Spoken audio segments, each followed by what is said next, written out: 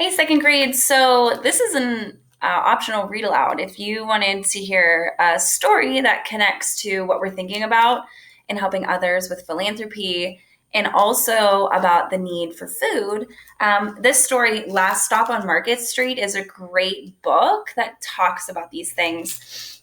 So the words are by Matt De La Pena, so sorry, and pictures by Christian Robinson. And so this is one of a few awards. It's a really amazing story that connects to what we're learning about.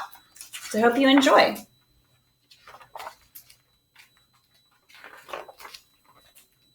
CJ pushed through the church doors, skipped down the steps.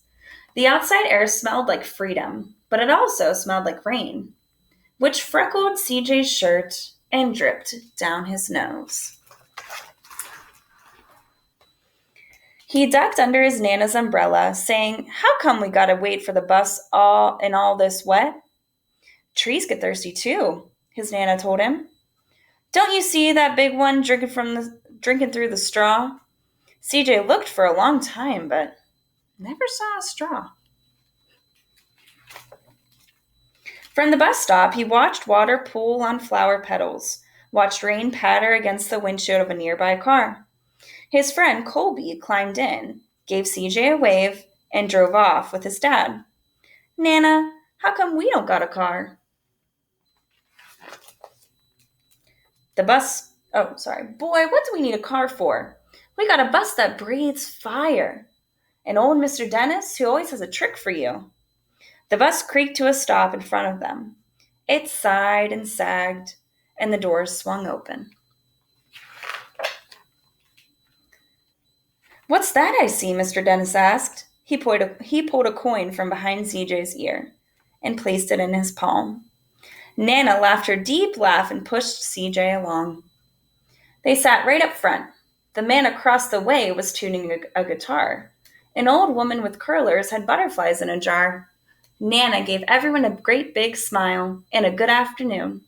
She made sure CJ did the same. The bus lurched forward and stopped, lurched forward and stopped. Nana hummed as she knit. "How come we always gotta go here after church?" CJ said. "Miguel and Colby never have to go nowhere." "I feel sorry for those boys," she told him. "They'll never get a chance to meet Bobo or the sunglass man. And I hear Trixie got herself a brand new hat." CJ stared out the window, feeling sorry for himself. He watched cars zip by on either side, watched a group of boys hop curbs on bikes. A man climbed aboard with a spotted dog. CJ gave up his seat. "How come that man can't see?" "Boy, what do you know about seeing?" Nana told him. "Some people watch the world with their ears." "That's a fact, their noses too," the man said, sniffing the air. "That's a mighty fine perfume you're wearing today, ma'am." Nana squeezed the man's hand and laughed her deep laugh. Two older boys got on next. CJ watched as they moved on by and stood in the back. "Sure wish I had one of those," he said. Nana set down her knitting. "What for? You got the real-life thing sitting across from you. Why don't you ask the man if he'll play us a song?" So he was noticing they have like an iPod, or they're listening to music maybe on a phone or something like that, and have headphones in. CJ didn't have to. The guitar player was already plucking strings and began to sing. "To feel the magic of music," the blind man whispered. "I like to close my eyes." Nana closed hers too. So did CJ and the spotted dog. And in the darkness, the rhythm lifted CJ out of the bus and out of the busy city. He saw sunset colors swirling over crashing waves, saw a family of hawks slicing through the sky, saw the old woman's butterflies dancing free in the light of the moon. CJ's chest grew full, and he was lost in the sound, and the sound gave him the feeling of magic. The song ended, and CJ opened his eyes. Everyone on the bus clapped, even the boys in the back. Nana glanced at the coin in CJ's palm. CJ dropped it in the man's hat. "Last stop on Market Street," Mr. Dennis called. CJ looked around as he stepped off the bus. Crumbling sidewalks and broken down doors, graffiti tagged windows, and boarded up stores. He reached for his Nana's hand. How come it's always so dirty over here? She smiled and pointed to the sky. Sometimes when you're surrounded by dirt, CJ, you're a better witness for what's beautiful. CJ saw the perfect rainbow arcing over their soup kitchen. He wondered how his Nana always found beautiful where he never even thought to look. He looked all around them again, at the bus rounding the corner out of sight, and the broken street lamps still lit up bright, and the stray cat shadows moving across the wall.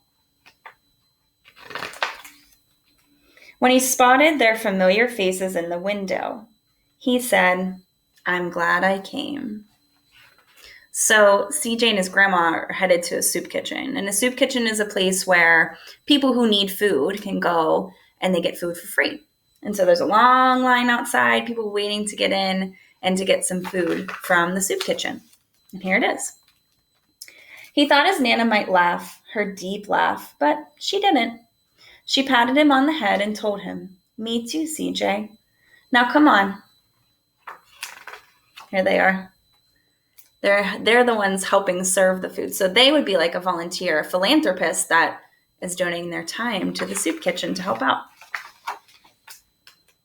The end. So I love that book. It really connects to what we're thinking about philanthropy, right? And CJ throughout that story was really thinking about ways, or Nana was helping CJ, I guess, think of ways that he can be grateful for what he has. And then by the end, he was showing how he could use his philanthropy skills and give to others who really need it. I love that story. Great connection to our unit. I hope you liked it too. I'll see you next time. Talk to you soon.